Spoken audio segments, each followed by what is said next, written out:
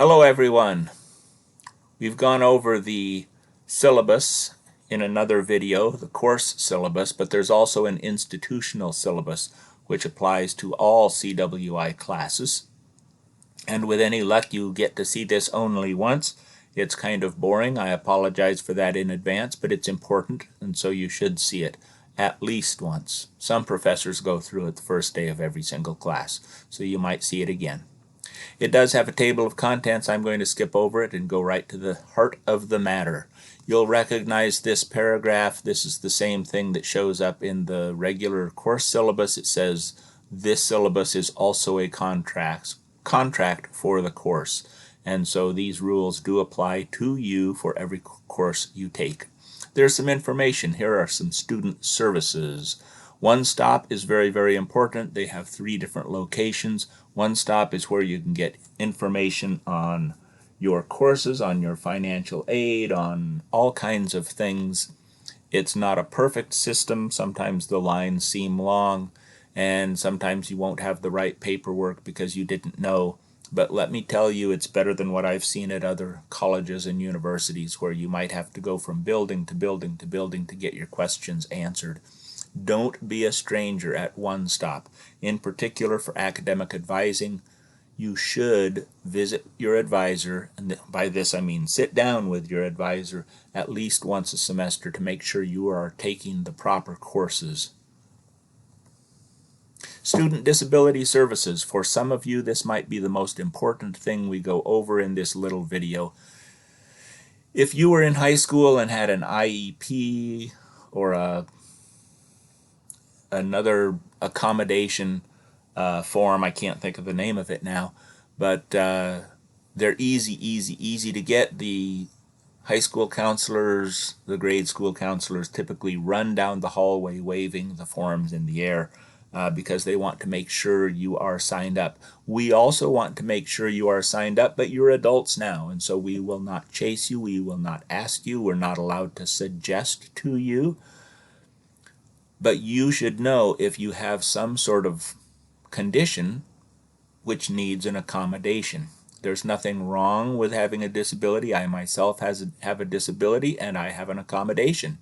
And I'll tell you what it is and you'll laugh, but my disability is that my eyesight is suffering from presbyopia, meaning I'm getting older and my eyesight is getting worse. My reasonable accommodation are eyeglasses.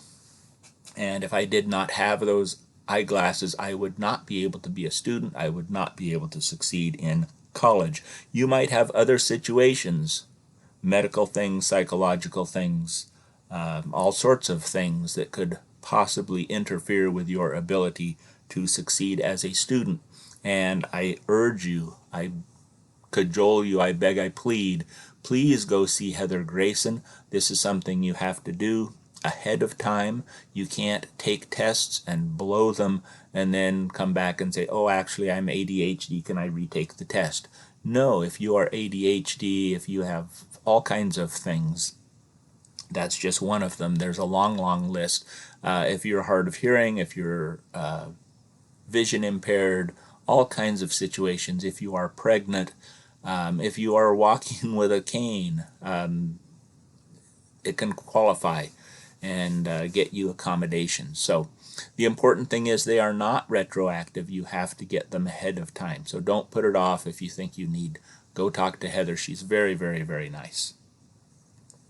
Library and research support. We have a fabulous library. We're actually an award-winning library. We have one of the best libraries in the country, and that's because we have some of the best librarians in the country. And this summer with COVID, it's hard to go to the library, but you can still interact with them on their website. They do have online chat, and you can get books. How do you get books? The library mails books to your home free of charge. So do visit their website, check out what they have. We will have some badges that you will do, badge activities that will concern the library. So you will be learning more about the library in the QUID class. Connecting with ideas. Assessment and testing centers. So the assessment and testing centers are very, very important. There are 2 locations, and you would go to them to take a test, especially if you're in an online class, because again of COVID, there are special things going on with the assessment and testing centers, and what that basically boils down to is we will not actually use them this summer for our class, but most online classes do use them. They're also the place you go to take a lot of assessment tests so that you can get into the correct English class, so that you can get into the correct math class, not too far and not too short. Locations are there. They have a website also. Tutoring Center and Services. So we have fabulous tutors. There are 4 locations.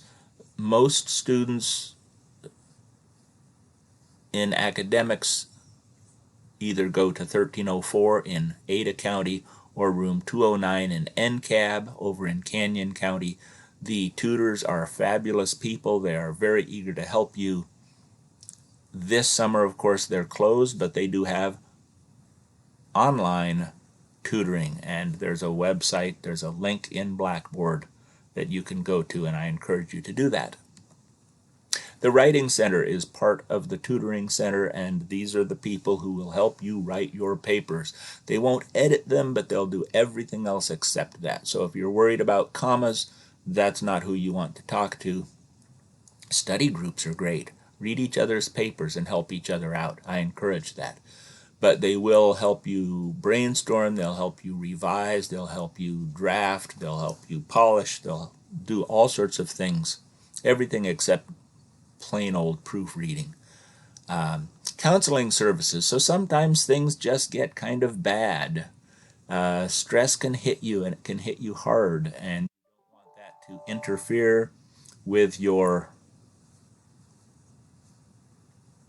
don't want that to interfere with your college success. So there are free counselors available. They do short-term counseling. If you have a major emergency, a major problem, then they know who to send you to, and you should definitely talk to them. Policies, a whole bunch of policies. This first one is kind of silly, but I guess it's important for someone. If you're not enrolled in a class, you're not allowed to go to it. Oh yeah, okay. Drop policy, this one's more important. The basic drop policy is this first sentence: students, that's you, are responsible for adding and dropping courses. There's one exception, and the one exception is in the first week or 2 before what's called the census date.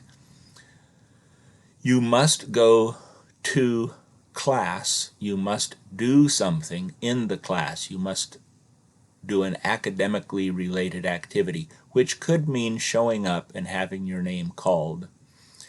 If you do not do any academic related activity, then you will be administratively dropped, which means they kick you out of the class, and it's a hassle if you wanted to stay in. But the idea is you're supposed to go to every class, and you're supposed to do every assignment, and so this isn't a hard requirement to have. In an online class, if all you do is log into Blackboard and say, oh, look, there's stuff, but you do not actively participate, which means you don't take an exam or submit an assignment or interact with a faculty member or something, then again, you have not performed an academically related activity and you could be dropped. So be aware of that. The kicker is that if you are not administratively dropped, once you are past census date, we do not drop you. And why is that an issue? Because I have students who take a class, they sign up, they attend for a few weeks, they seem to be doing well, and then something happens and I never know what it is. Is it a family emergency? Is it a drug problem? Is it a health problem? Is it a what? They get too busy because they got a new job, they move away, whatever it is. I will have students who suddenly just vanish from my class and they quit doing work and they quit attending, and at the end, because I'm not allowed to kick them out, I have to give them a grade on what they've done, and they've done good work for 3 or 4 weeks and then nothing for the rest of the semester, and they always get an F from me. And so you don't want to be that person. If you do need to drop a class, then you need to drop the class. My words of advice are, before you drop any class, go in and talk to your academic success advisor, because dropping a class can affect all sorts of things, including financial aid and your ability to graduate on time. So double check with them. Also, as a courtesy, talk to the professor. I always like to know why a student is dropping. I've had students come to talk to me and say, I have to drop your class because I'm failing. And I show them the grade book and I say, actually, you're not failing. You should stay in the class. Do you have enough time? Do you have enough ability? Do you have enough incentive? And some of these students do stay in the class, and most of them do very, very well. So before you drop a class, talk to the professor, talk to your academic success advisor, but then realize that dropping the class is incumbent upon you. It's not something that we will do as a favor. Religious observance. We do have a few holidays, Christmas, things like that at CWI, but you might belong to a different faith tradition, and if you have other religious holidays that require you to miss class, you are allowed to do that. You must make prior arrangements with the instructor, and you do have to make up anything that you miss. Military orders and deployment. If you are currently an active member of the Armed Forces or the National Guard, then you have my respect. I salute you. I thank you for your service. Sometimes that can interfere with school. You might receive orders that require you to do something other than come to my class 3 times a week. If that happens, go talk to Veteran Student Services. They will coordinate everything for you so that things get done all right. By the way, if you are a veteran and no longer active, also go talk to Veteran Student Services. They have all sorts of things they can help you out with. Good people to know. Very nice guy that runs it. In fact, he used to be my student. And of course, evaluations. I've already talked about those in the other video. They are important. Please do them. Family Education Rights and Privacy Act, which is a big mouthful, and so we just say FERPA. FERPA is kind of like HIPAA. HIPAA is a federal rule that says your doctor cannot tell other people about that unpleasant boil you have on your... Anyway, it's supposed to be private. That's what the P stands for in HIPAA and in FERPA. So the idea here is that if you are a little kid, then your parents have access to your education records. But once you hit the age of 18, and that's almost all of you, then you are the only one who decides whether anyone gets to see your personal records. What that means is if someone does need to know, maybe an employer is paying your tuition, you have to fill out a form so that the information can be shared. Or maybe mom and dad won't give you an allowance unless you hit a certain grade point, in which case, again, you have to fill out that form. Where do you do it? You do it at one stop. Everything happens at one stop. Very convenient. But if someone calls me up and says, how is Julie doing in your course? By law, I'm required to say, Julie? I don't know anyone named Julie. Guns on campus. So our state legislature, in its infinite wisdom, has passed a law allowing people who have undergone a particularly intense training, the advanced training, not the regular training, but the advanced training of gun safety, can carry concealed weapons on campus. The CWI policy is they must be concealed. Open carry is not allowed at CWI. If you are someone who can conceal and you have a gun in your backpack and I accidentally see it because you unzipped it and got a notebook out, the rule is I have to contact security and they will walk you out of the building and you'll show them you're allowed and they'll give you a talking to and you'll feel embarrassed. And if you need to bring a weapon to campus, and typically we don't need them, make sure that you are following proper law and make sure that the weapon is always concealed. Campus security. The campus security people are great. I kind of make a little joke, tongue-in-cheek. I say, if you really, really need them, don't call them.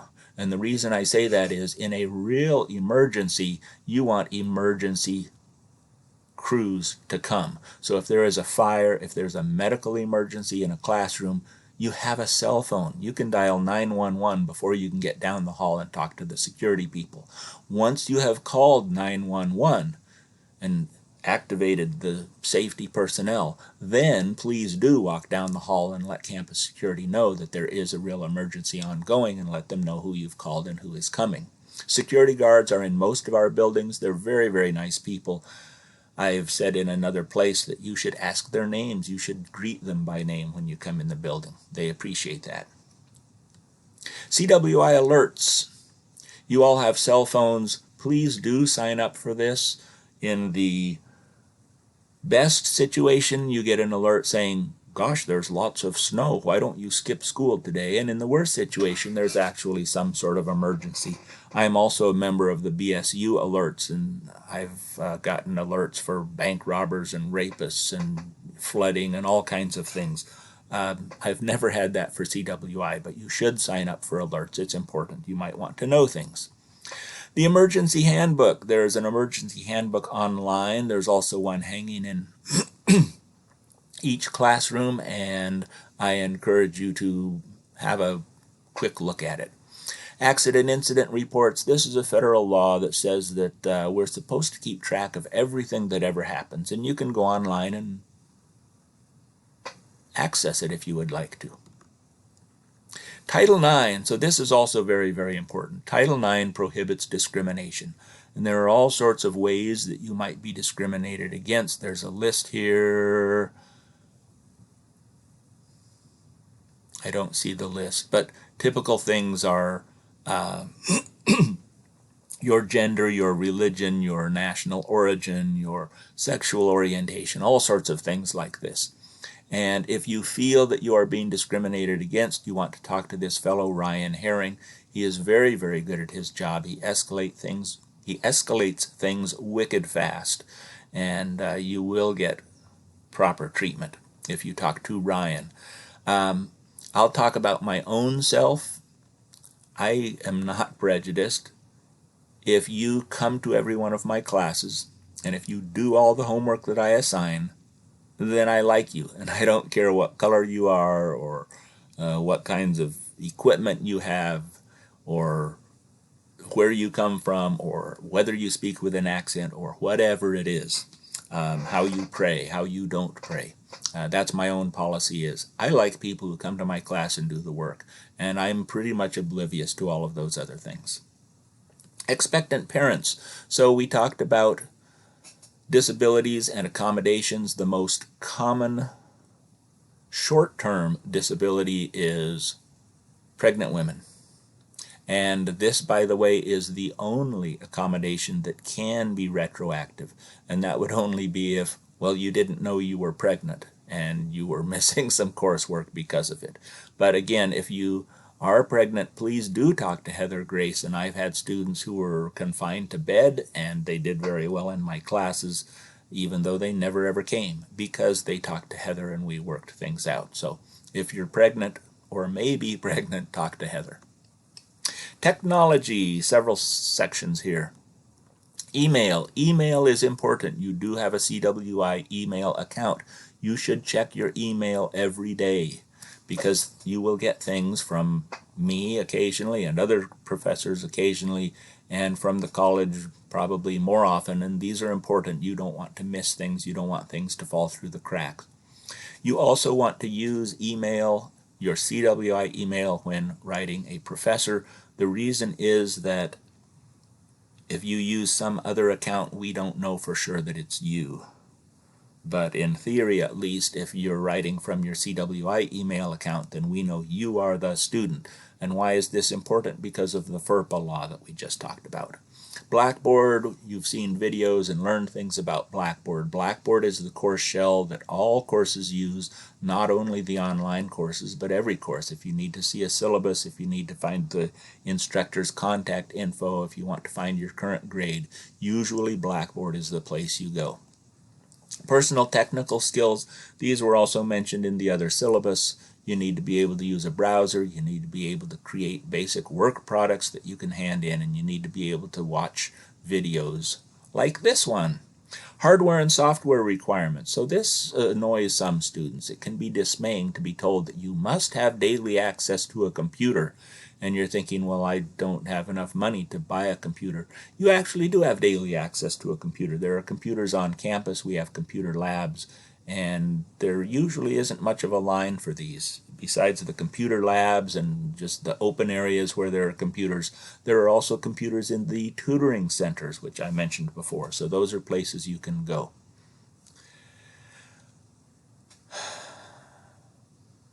Google Chrome, Mozilla Firefox are the ones that are recommended.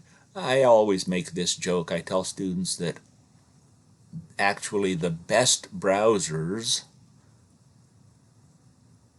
are Internet Explorer and Microsoft Edge. And why are those the best browsers? They're the best browsers to use when you download Chrome or Firefox, because that's what you want to do. Don't ever use those Microsoft browsers. They're crap. Can I say that in a nice way? Use Google Chrome or Mozilla Firefox. If you're on a Mac, use Safari. Software resources. As a CWI student, you get Microsoft Office for free. You follow this link, you follow these instructions, and you get it. You can also get Windows 10 Upgrade for free if you're still on some older version. You can get the Mac software for free too, but hey, Apple isn't like that. They give you the software for free. Windows 10 you have to pay money for. Before you upgrade, you might want to talk to the IT people to make sure that your computer is strong enough. If you have an older computer, it might lack some of the oomph necessary for Windows 10, and you might want to stay on an earlier version. Okay, that's everything in the institutional syllabus. If you have questions, please let me know. Thank you.